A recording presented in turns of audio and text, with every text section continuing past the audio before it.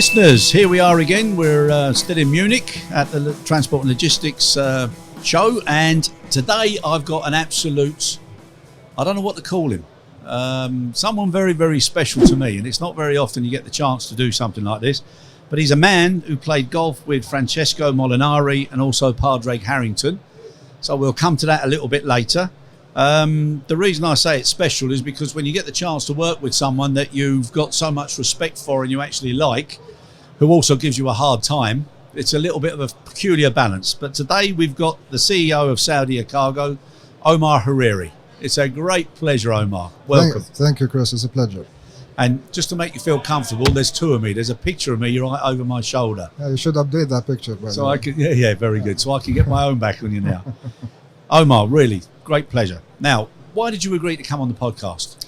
It's new. It's new for the industry, I believe, and we could really reach to more people and talk about the industry and what interests the industry and the future of the industry as well. Okay, so all genuine. It's got nothing to do with me then, no? No, of course not. Okay, very good, very good. Right, Omar, just explain now to people, how did you get into this business? What's your history, just very briefly? Yeah, I've started in this sector with DHL in my early days. Stayed with DHL for more than 10 years, and in several roles, several countries, but basically more towards commercial roles. And then worked for FedEx for a couple of years, and now with Saudia Cargo. It's funny, we've had so many ex-DHL people.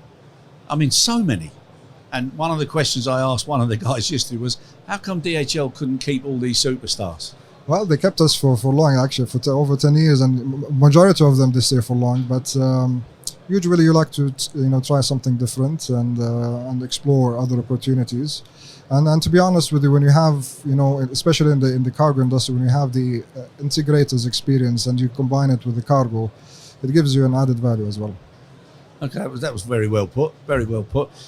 Now, Omar, obviously, when you came into Saudia, that's when we first met.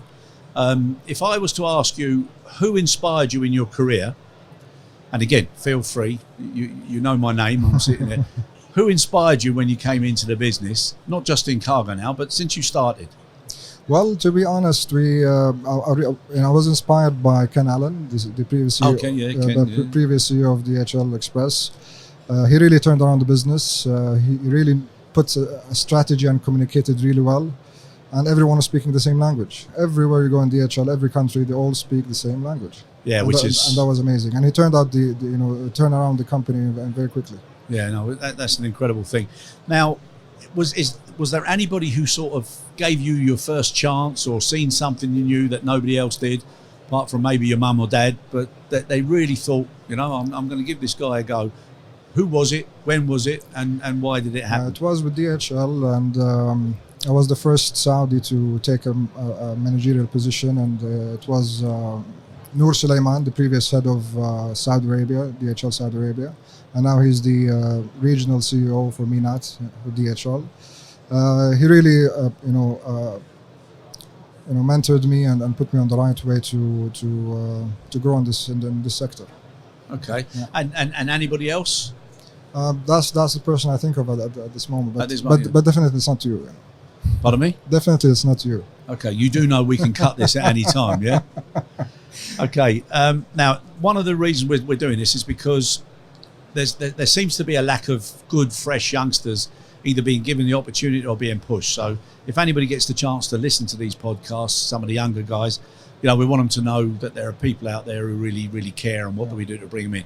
What's your slant on that one about, bringing and developing youngsters, and obviously the Saudiization program, etc.?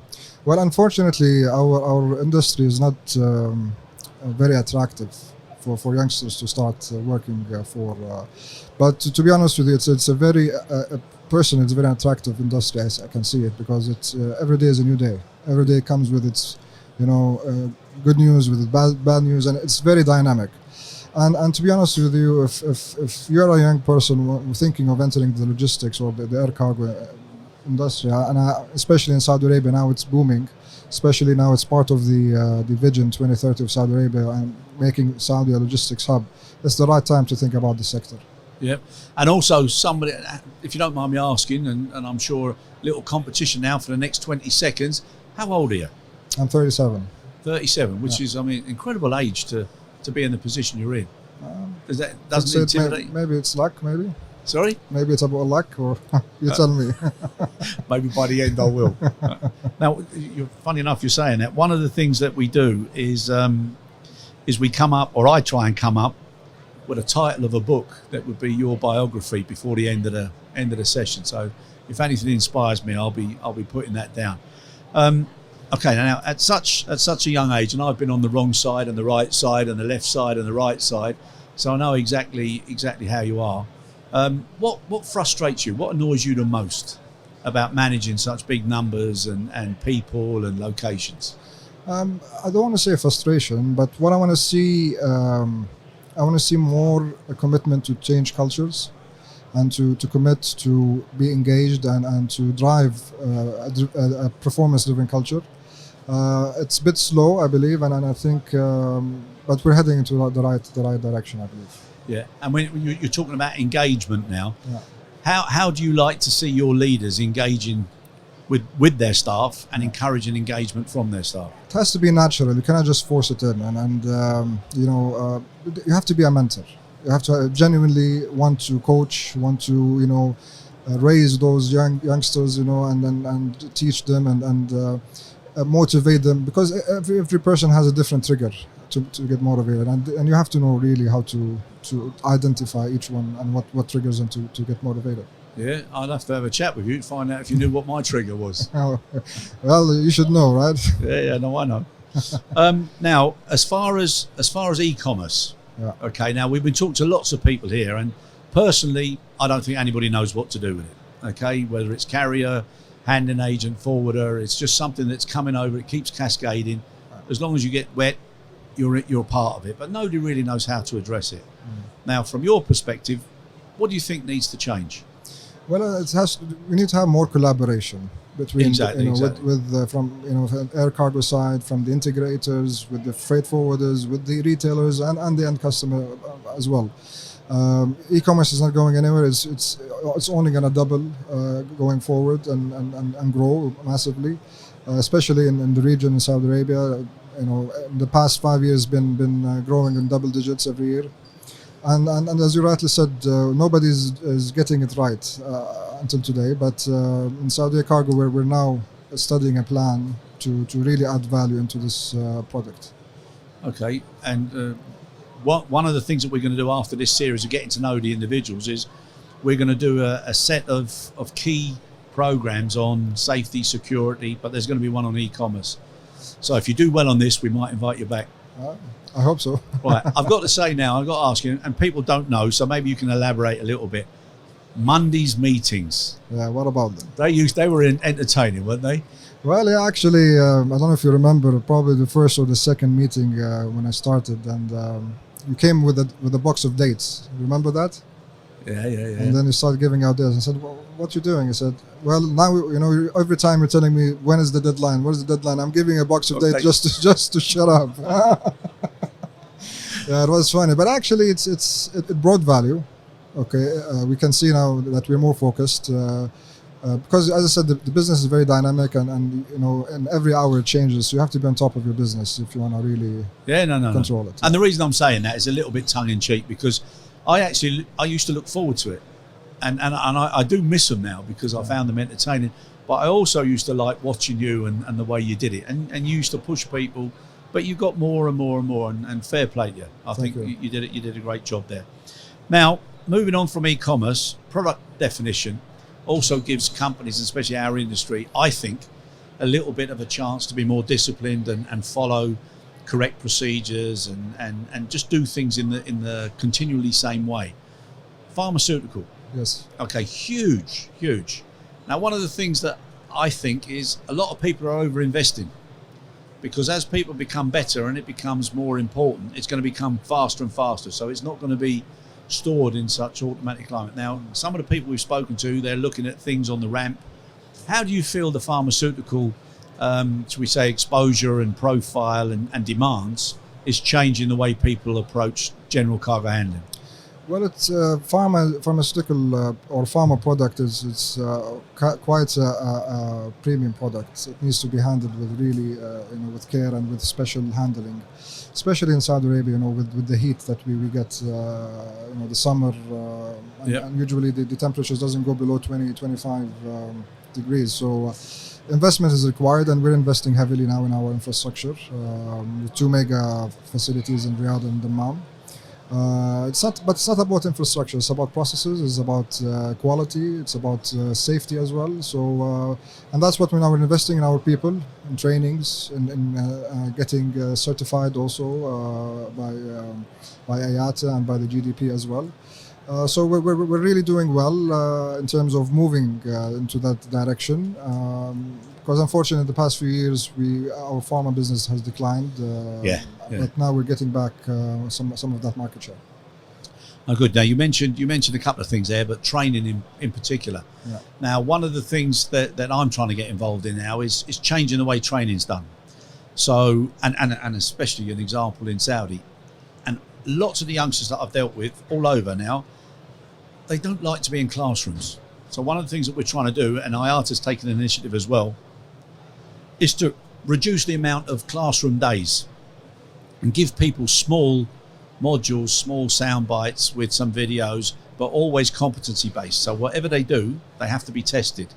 Now, how do you feel that fits with the more traditional training? Do you think it makes sense? Or Definitely makes sense. I believe on-job training is more important than classrooms, but of course, you have to be assessed. You have to be, you have to go through the materials. But for me, on-job training and genuine coaches on the ground that really wants to transfer knowledge is the key. Yeah.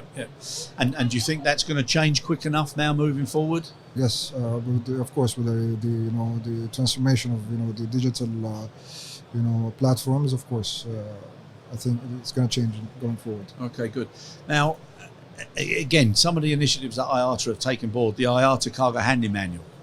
One of the things that was at last week's committee meeting was how many carriers and handling agents are embracing the simplicity and trying to bring things into one area like the IATA Cargo Handling Manual, instead of having all the carriers asking for their own different ways of working.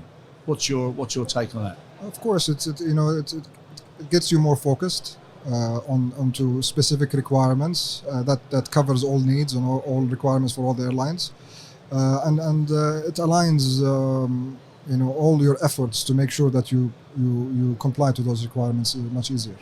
Okay, good. So you're a supporter of simplifying it, of course, and stop having carriers always asking for an exception or something different. Absolutely. Okay, very good. Now back to the golfing. Now everybody's sitting out there. They're going to say, right, he must be good at bunkers because there's plenty of sand in Saudi. But how did he manage to become a golfer? So how did you end up in such good company? Well, it was a qualification tournament for Volvo.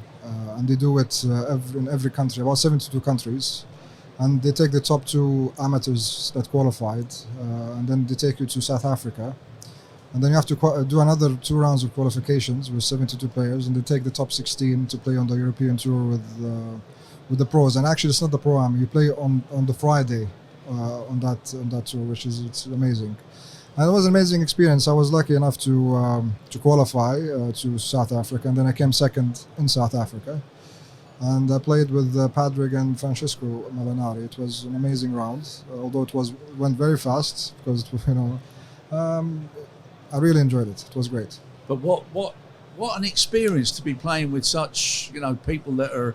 I mean, look what they've won. I mean, they're incredibly successful guys. Of course they are. And you also had the pleasure, I understand, of playing with a third great with a ball. Yeah, with the Impulse, I played with him again. But that was a Pro-Am. But the first time I met him, very, very nice person, very chatty, and we enjoyed it. I was talking about another Brit, not Ian Poulter. Well, you had the privilege. I know. I'm trying to get away from that, but since you're insisting, yes, I played with Chris Norton, and I beat him for 3-4 times now. No. Let's be fair. And didn't I introduce you to a few tips and? Yeah, that was a funny story actually. Yeah, but it was getting to learn from Chris Norton from the Tiger Woods book. And I put all the little labels in there. For anybody listening, we had a game against some customer suppliers, and they had no idea that Omar was a decent golfer. So I decided to get a Tiger Woods book, put a few tips, and then even when we got there on first tee, I was showing him how to hold the club and everything. And I think within about, well, you were very kind because your first shot wasn't that good. Yeah, see, I tried it. I tried to, hook a shot or. And I was getting worried. I thought you were looking too bad there, but it turned out good. We had a great day. Now, Omar, if you were to come back in 5 years' time, and we repeated this podcast, what would you like to see as your legacy in Saudi? I like to see Saudia Cargo one of the top carriers in the region. I want to see it one of the top carriers that's doing transit and doing it properly. And transfer shipments, specialized in pharma and specialized in special products, and having the terminals that we're building now up live and running, because they're going to be a real piece of art. And when are they due for completion? There's phases, but the full project will be complete by 2022. Yeah.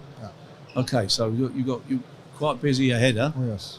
And now everybody's, I know they're not buzzwords, but everybody's using words, logistics and solutions. And what does that mean for you? It means for me the customer in the end, what the customer wants.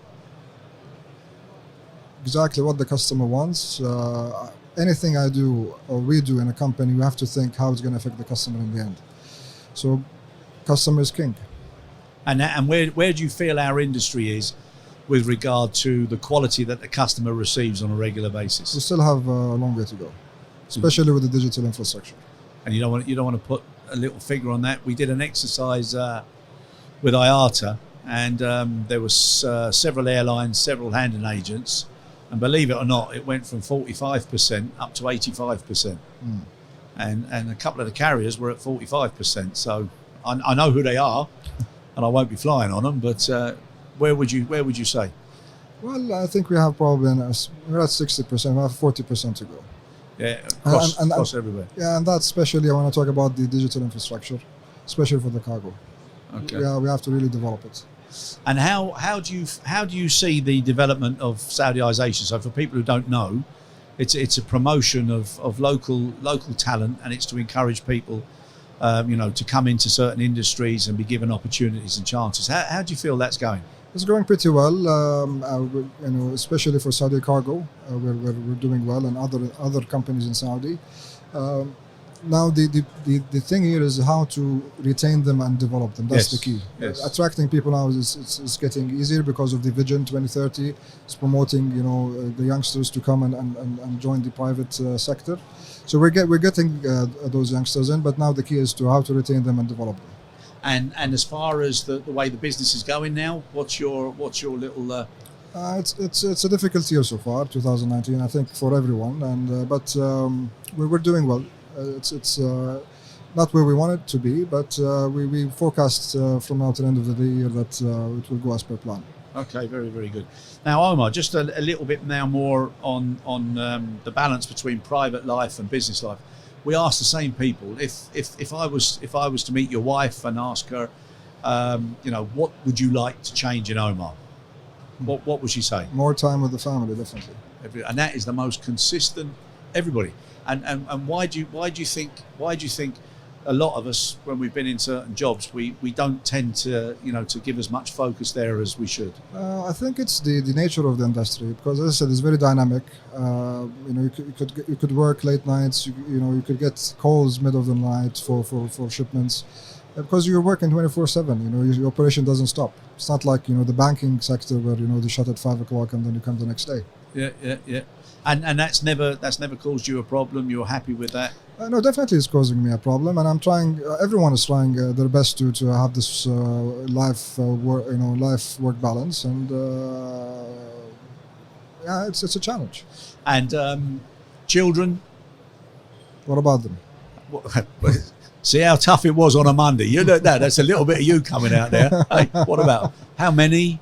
I have 4 children. I have 3 girls and a boy. The ages from 13 to 7. Okay, yeah. And would you like your lad to come into this business? Do you think? Yeah, why not? But I'll leave the decision to him. Let's see where you want to go. But probably he's tending now to play golf. So I hope that Is he? Yeah. Do you want? Feel free, because I still frequent Saudia quite a lot. I'm always available. Give a few lessons. Oh, thank you very much. And you can borrow. You can borrow the book as well if you like. Pass for that. In fact, I'll give you the book. You can give it to him.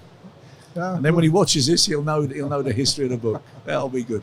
And as far as like bucket list, and you're too young, but if you had a bucket list now, what are the things that you'd love to do? I haven't thought about it, to be honest. And the first thing on my mind is I would definitely want to take my private license for flying the Cessnas. Really? Yeah. Yeah. That's the first thing I want to do. But I haven't thought about it, to be honest with you. And nothing. Probably play in the senior tour, maybe. Do you know? I was gonna suggest that. And then if you need a coach or a manager or a mentor there or a caddy, now you got. Will you still be there? Very, very nice. Very nice. I won't come back on that one, but I'll be there. Longevity is always. I hope so. Really, I hope so. Just kidding. Inshallah, please God, yeah. Now, as far as music is concerned, what would be the music that, no matter where you were, no matter what the situation, if somebody put that record on, what's the one that gets you going? I like to listen to blues and rock music, such as Stevie Ray Vaughan, Jimi Hendrix. Jimi Hendrix, yeah. All that crazy stuff. Yeah. That's also falling into place now. Now you're also a bit of a musician, I understand. Long time back, I used to play the drums, but with cargo, no golf, no drums, nothing. I don't know. You have banged out a few in your time, and and then in rock, what would be that one? Led Zeppelin. God, blimey! Hey, I've got to take you out for some real music. Now, vacation. Where'd you like to take the family? Usually to Europe. Anywhere in particular? To Paris, London, Italy, Spain, all those nice countries. Been to Ireland yet? No, but maybe soon for the Open, maybe. Yeah, you're lucky enough to get over for that. Yeah. Oh, excellent. I hope we can do that. Very, very, very, very good. Now, as far as a biography, and do you read much? No, unfortunately not. I would love to read more. Yeah. And if you were to write a book, any idea? Maybe about you. Huh? You'd like to read about me? I'm actually I'm waiting for that book. One day you will, and I promise you will appear in it. You'll appear in it. Now, let me on that note. Now you've seen all the positive things, and you've given some good examples. What do you think is the most disruptive type of management style or problems that you have to face when you come into different organisations? If you're not a leader, that's a problem. You need to really lead your team and take them to the next level. And if you're not that, that's usually a disruptive environment. And basically, that combines or summarizes the whole lot. Okay. And looking back now on the period of time that you've been in Saudi, what has given you the most pleasure or the most satisfaction?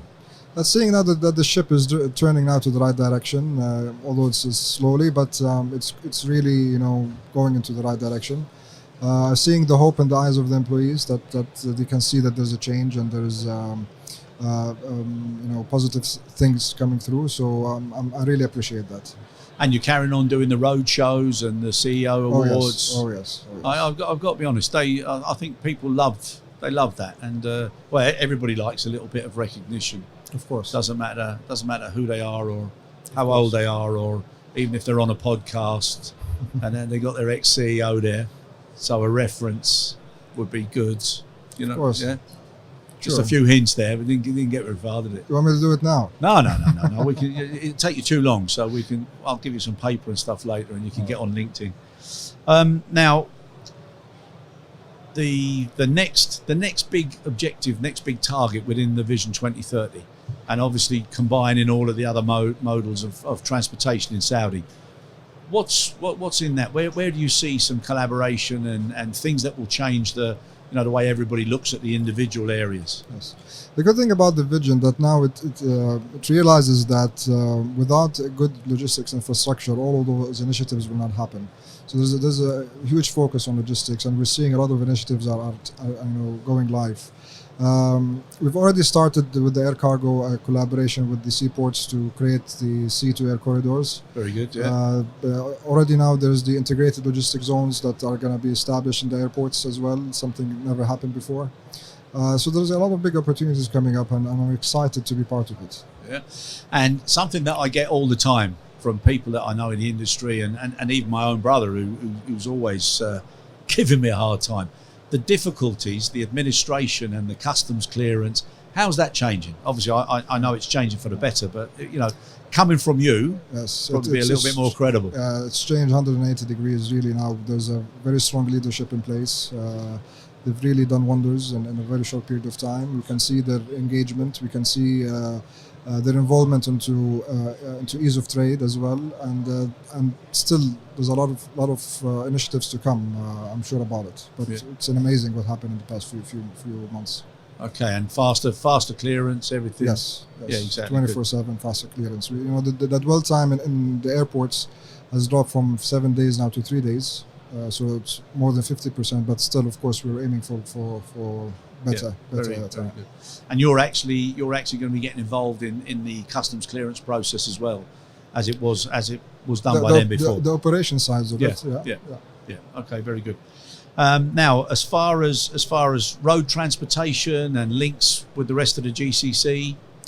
Yes, we started now linking domestic airports, or we're linking airports together in Saudi Arabia. That's the first step, and I think it's going to really improve transit time and improve also the flows between those airports. So it has already been started, and it's been successful.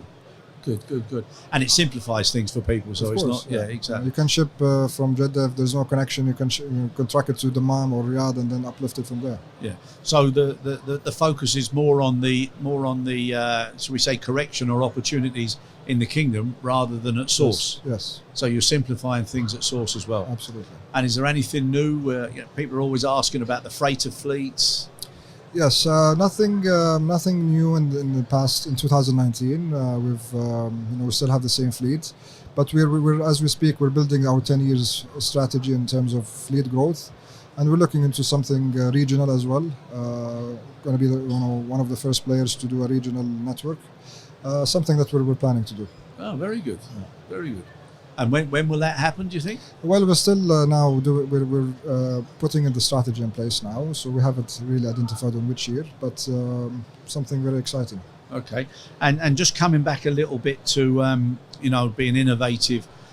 Some of the people here now they're talking about introducing innovation hubs and having innovation clinics in their organisations. Yeah. Has that come into Saudi Cargo yet? Well, not yet. We want to have the basics right. That's what we want to fix the basics first, and then definitely. But every opportunity that we have to improve our innovation or to capitalize on innovation, we will not let it go. Okay, very, very good. Now we've spoken about vacation, spoken about music, spoken about books, and now there's a little announcement there with Omar Hariri. Please report to the front desk. You're needed on the stand. So we'll just ignore that one. As far as a biography now, what do you think it would say about yourself? What would the title be? The title would be that a Saudi person who grew to become a CEO from nothing. To be honest, started as a receptionist as my first job, into a CEO in about 15 years. I'm proud of that. No, and you should be. And no, it's really. And what was your driver then? What was your motivation to never give up and keep going? Well, basically that, and I'm on my own. I have to make it happen. How do you mean you're on your own? My father passed away when I was 4 years old, and then I had to make it happen. Okay. There was no other option. No, that's good. And for any other youngsters out there, I mean, obviously not for the same situation, but. What advice would you give them? Because sometimes the youngsters, they get so disappointed if they're not noticed or if they're not moving quick enough. What would you say to them? Just keep on it. If have your dream, follow it, and it will come eventually. Just keep committed and make it happen. And right, so now you're a CEO, and you can imagine me as a youngster. It's very easy to imagine.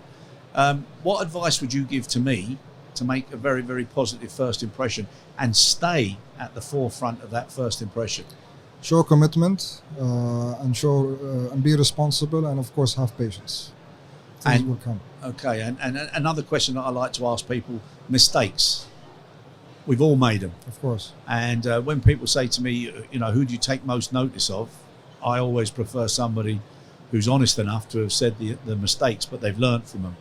Have you ever made any mistakes? Remember what I said now. Have you ever? Of course. Yeah. Many. And The good thing about it that you have to learn from them, but many mistakes. and you think it's always a good learning curve. Of course. No one doesn't make mistakes, but No. you have to learn from them. Okay. Right. Now, we're coming near to the end. Is there anything you'd like to share with people about Saudi that they don't know? Anything of interest? I'm really proud being a Saudi national, especially in this past 2 years now. There's a lot of new things happening in Saudi. It's changing, and it's very exciting to see what the next few years is hiding for us. And I'm looking forward to be part of that vision and to contribute to my country. Yeah, and it's incredible, though, isn't it? I mean, I've been there 5 years now, and it was a new world to me when I came, and now it's an even different world, and it's amazing what's happened, and everybody seems to have an interest in Saudi now, so it's a wonderful thing. Right, we're almost finished, and the title that I would put down was I'm just trying to finalise it now. Only 2 out of 3, not bad, almost perfect.